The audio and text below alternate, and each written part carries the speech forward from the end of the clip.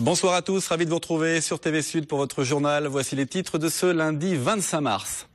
Le trajet Nîmes-Alès en train dure moins longtemps depuis ce matin grâce au nouveau viaduc de Courbesac, un viaduc dont la construction avait fait polémique. Une action de nettoyage des plages ce week-end dans le monde entier, exemple sur le littoral héroltais à Palavas, avec un groupe de bénévoles très motivés. Et puis une chute peut avoir des conséquences graves chez les plus de 65 ans. Au CHU de Montpellier, un service aide les seniors à travailler leur équilibre pour éviter les accidents. Enfin, retour sur une défaite, celle des volleyeurs de l'Arago de Sète samedi soir. Un match spectacle sans enjeu puisque les Sétois sont déjà qualifiés pour les playoffs. C'est aujourd'hui qu'a été mis en service le viaduc de Courbesac, situé sur la liaison ferroviaire qui relie Nîmes à Alès. Cet ouvrage va permettre de gagner 7 minutes de trajet. Un viaduc dont la construction avait donc fait polémique à tel point que la ville de Nîmes n'a pas souhaité participer au financement des 37 millions d'euros apportés par l'État, la région, le département et Réseau Ferré de France. Olivier Michel a rencontré ce matin les premiers voyageurs. 7 minutes, voilà le temps gagné sur la liaison ferroviaire Nîmes-Alès grâce au viaduc de Courbesac. Pour un coût de 37,3 millions d'euros, la liaison en train direct est ramenée à 30 minutes, un gain de temps majoritairement apprécié par les premiers usagers ce matin en gare de Nîmes. Ça me fait lever 10 minutes plus tard, c'est pas négligeable. On gagne du temps. C'est bien ? Oui. Franchement, je m'en suis pas intéressée. Ça évite de s'arrêter là-bas au milieu de les voies, quoi.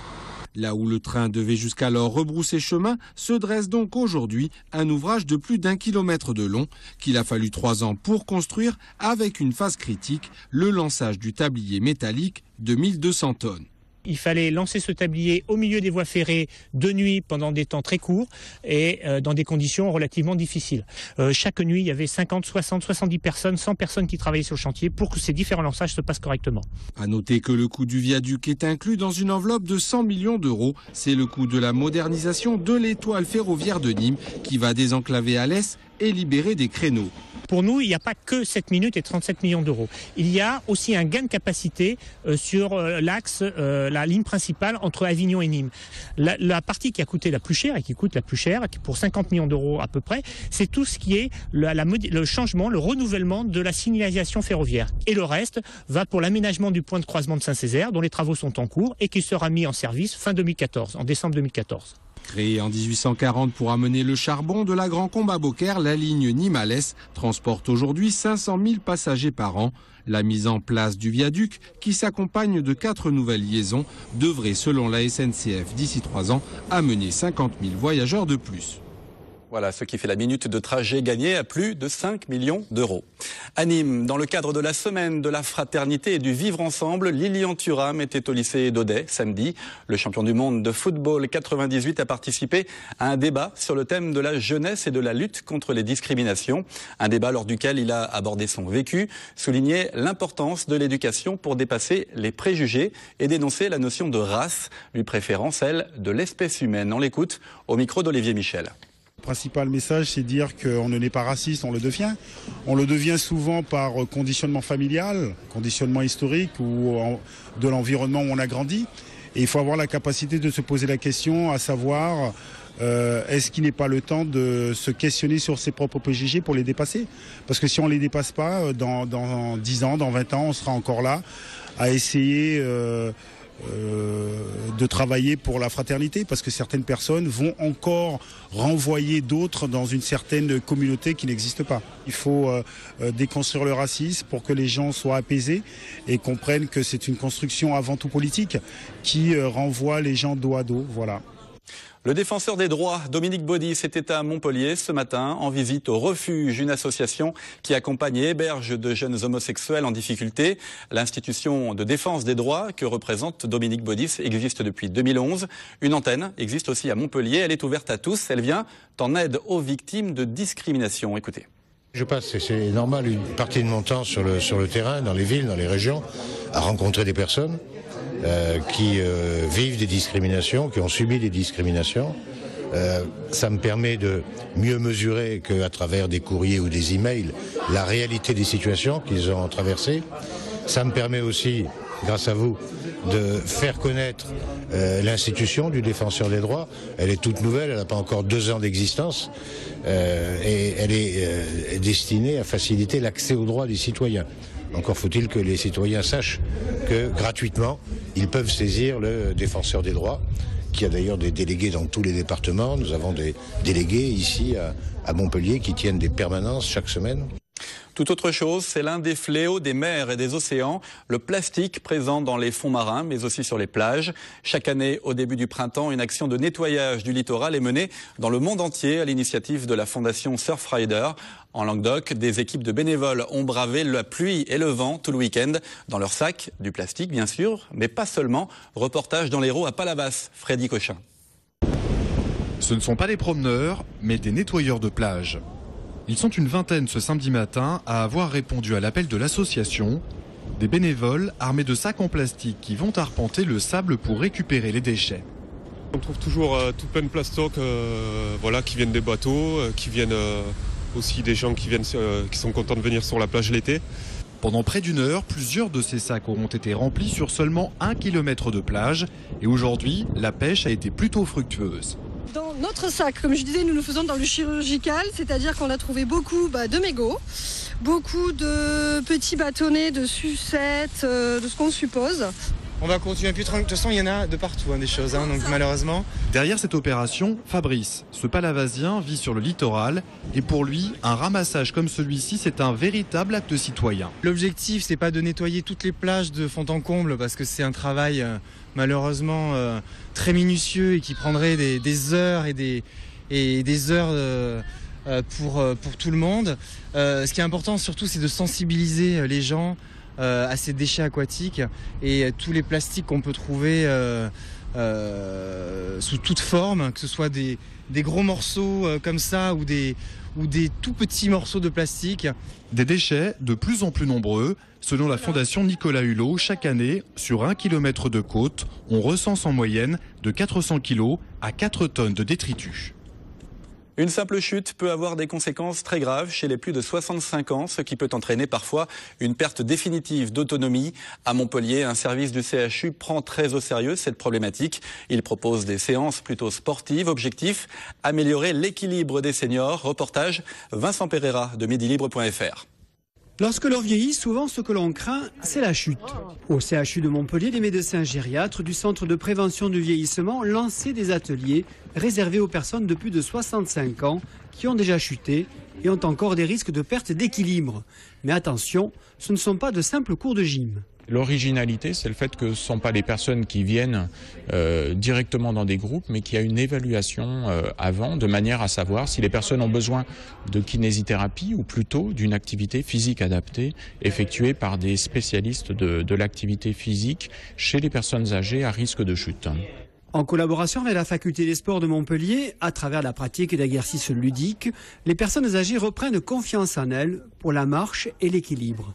Car l'objectif, c'est de rester chez soi le plus longtemps possible en étant autonome. C'est la prévention et la peur de perdre la mobilité et tout ce qu'on avait quand on était plus jeune. La mobilité, l'équilibre et la mémoire. En vieillissant, ils voient bien qu'ils ont moins de force, moins de capacité. Et donc ils ne les travaillent pas. Et nous, le but, c'est vraiment qu'ils continuent à les travailler et qu'ils reprennent confiance en ces capacités qu'ils ont. Parce que sur différents programmes, on peut totalement améliorer toutes leurs capacités. Visiblement, les effets bénéfiques se ressentent et ils font du bien au moral. Qu'est-ce que vous faites, vous? Moi, j'ai le gage, j'ai laissé sortir le ballon. Je manque pas de séances, je viens régulièrement. D'abord, c'est très agréable d'être avec les jeunes. Ils sont très gentils et très compétents.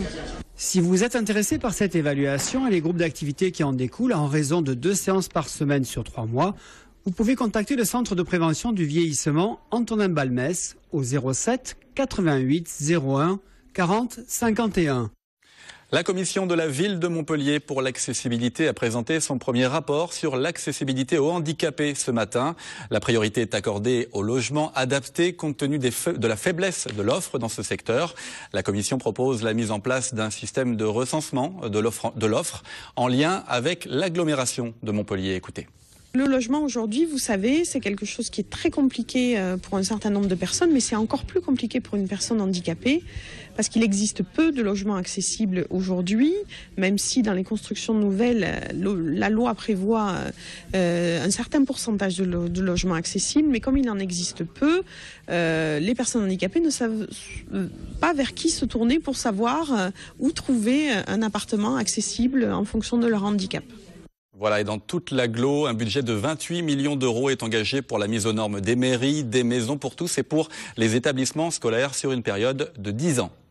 Sport, si je vous dis kayak polo, ça ne vous parle pas forcément. La discipline est un peu mal connue et pourtant, ce sport se joue au masculin comme au féminin. Et c'était le cas ce week-end à la piscine Neptune de Montpellier. C'était la première journée de championnat pour l'élite féminine en National 1. L'occasion de découvrir un sport atypique dans des conditions plutôt extrêmes. Reportage. Il se pratique en piscine en début de saison, mais aussi sur toutes sortes de plans d'eau. Le kayak polo dans l'élite féminine à Montpellier. Première journée de championnat ce week-end à la Paillade. Les rencontres s'enchaînent. 2 fois 10 minutes de match, 5 joueuses contre 5. Il peut y avoir de 1 à 3 remplaçantes qui sont sur le bord. Les remplaçantes ont le droit de rentrer quand elles veulent, tant qu'il n'y a pas plus de 5 personnes sur le jeu. Le gardien est souvent sur les phases offensives. C'est un poste quand même particulier, mais elle va aussi souvent en attaque. Des phases offensives qui durent 1 minute maximum, suffisant pour construire une action et marquer. Côté contact, tout n'est pas autorisé. On a le droit d'enfourner, c'est-à-dire on a le droit de passer son bateau sous l'adversaire ou au-dessus pour le pousser. On n'a pas le droit de monter sur la jupe de l'adversaire. Au niveau des mains, on a le droit de pousser l'adversaire sur le bras qui n'a pas le ballon. Voilà, après sinon ça fait faute si on touche le bras qui a la balle. Et sous la pluie, les filles se battent mais échouent pour leur premier match. Mais quelle qualité faut-il avoir pour pratiquer le kayak polo? La plus grande qualité, c'est l'explosivité principalement de sport, même parce que même si c'est des temps de 10 minutes, on le voit souvent, on a des remplaçants et il faut vraiment jouer les contre-attaques à fond. Et quand même, la piscine fait 40 mètres, alors les contre-attaques, les allers-retours, ça s'enchaîne assez vite. Et en kayak polo, il y a une chef d'orchestre, c'est la gardienne. Elle doit guider ses coéquipières tout en défendant sa cage. Ça demande énormément de réflexes et puis beaucoup de lucidité parce que c'est aussi notre rôle de guider la défense, d'annoncer les tactiques qui sont mises en place en face, d'annoncer qu'il y a un bloc d'un côté, que le ballon il va venir de ce côté-là. Et donc il faut réussir à gérer les deux choses à la fois et c'est vrai que c'est vraiment pas évident, mais c'est un travail, on n'est pas gardien, on apprend à le devenir. Et cette année, les filles du Montpellier Kayak Polo visent au moins un podium en championnat et une seconde aventure en Coupe d'Europe. C'était une affiche pour le spectacle et pour préparer les playoffs. Samedi soir à 7, les volleyeurs de l'Arago se sont inclinés face au leader Tours. Un dernier match de la phase régulière du championnat de Liga. Une soirée pour faire tourner l'effectif sans épuiser les cadres. Le résumé, regardez. Le public du Barou à bloc, l'affiche était belle ce samedi soir, même s'il n'y avait plus d'enjeu. L'Arago, deuxième face au leader Tours pour un dernier match de phase régulière qui démarre à l'avantage des Sétois. Il faut dire que le 6 majeur de l'Arago est aligné. Du coup, il déroule et remporte le premier set, 25-19. Puis les choses vont se compliquer. Le coach sétois fait tourner l'effectif et le vent tourne en fin de second set. Tours prend l'avantage, 25-22, un set partout. La bascule est faite pour le leader du championnat. Le deuxième set, on a le set en main et on a fait chacun une petite connerie qui nous a coûté ce set-là. Après, pour ceux qui sont rentrés à partir du troisième set, c'était pas évident, mais voilà, ils se sont battus. Et ils se battent en partant à fond dès le début de ce troisième set. L'Arago mène 7-4 avant de se faire rejoindre. 13 partout, les Sétois s'accrochent, puis décrochent. Tours remporte le troisième set 25-17, puis le quatrième 25-19, mais pas de regret pour le coach sétois. Là on avait pris l'option de toute façon, c'était le dernier match de la saison, les joueurs étaient fatigués. L'option c'était de jouer 2 sets à fond et après de reposer les titulaires parce qu'ils en avaient vraiment besoin, c'est ce qu'on a fait.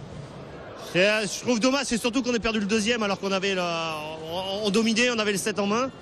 Et comme souvent contre Tours, donc on a un petit coup de moins bien, ils gagnent quand même à la fin. Mais bon, après c'est un peu anecdotique parce qu'on a fait trop de changements pour pouvoir rivaliser après avec Tours. Victoire donc de Tours, 3-7-1 sur l'Arago de 7, mais ces deux-là se retrouveront et pourquoi pas en finale du championnat, début des playoffs le 3 avril. Ouais, à noter que le Montpellier Volley, lui, n'est pas qualifié pour les playoffs. Il a échoué en déplacement à Paris. C'est la fin de ce journal. N'oubliez pas, le 22 minuit, ce soir, toute l'actu locale, nationale et internationale présentée par Julien Desvages. J'aurai le plaisir de vous retrouver pour votre journal local demain dès 12h30. Passez une excellente soirée sur TV Sud.